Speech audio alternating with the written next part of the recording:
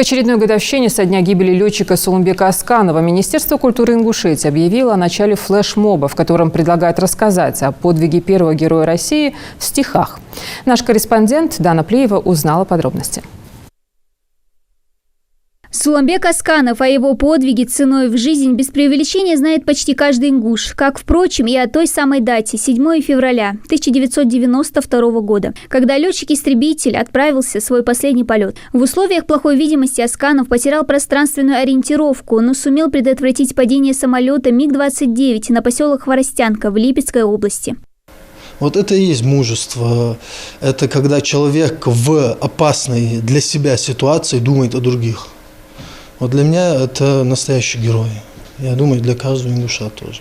Не считая там и ту яркую жизнь, которую он прожил именно во славу своего Отечества, во славу своего народа в первую очередь, так как он является первым героем России, и тем самым он уже прославил свой народ, будучи ингушом. Специально к 29-й годовщине подвига первого героя России Минкульт региона запустил онлайн-флешмоб под названием «Стихи», посвященные подвигу Сулумбека Асканова. Принять участие в нем может и любой желающий. Нужно выложить видеоматериал, где они читают стихотворение, посвященное подвигу героя России Асканова Сулумбека. Все эти ролики Министерства культуры по хэштегам, которые участники будут указывать внизу ролика, будут отслеживать и размещать в своих социальных сетях и информационных ресурсах.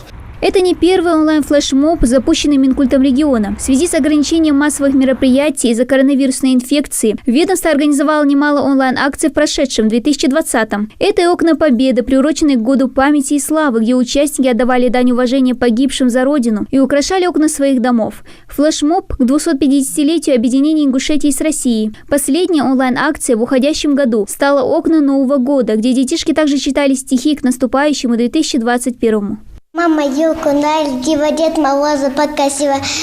Да, что Дедушка Мороз, у тебя красивый нос. Всех благ, добра, тепла, удачи, здоровья, а к нему в придачу заряда бодрости и сил, чтобы год лишь счастье приносил. Из-за угрозы заражения коронавирусом массовые мероприятия запрещены, но культурная жизнь региона не должна быть парализована. И подобные мероприятия служат хорошей альтернативой, уверенной в Минкульте республики. Был большой отклик среди желающих, особенно это касалось Года памяти и славы, 250-летия и Нового года. У нас где-то 500 роликов было посвящено именно Новому году. Все желающие могли убедиться и посмотреть все эти ролики у нас в социальных сетях. Онлайн-флешмоб, посвященный Сулумбеку Асканову, продлится до 8 февраля. Эта акция – лишний повод отдать дань уважения тому, кто как при жизни, так и после героической гибели остается образцом мужества, чести и достоинства. Дана Плиева, Хамзат Халухоев, Новости 24.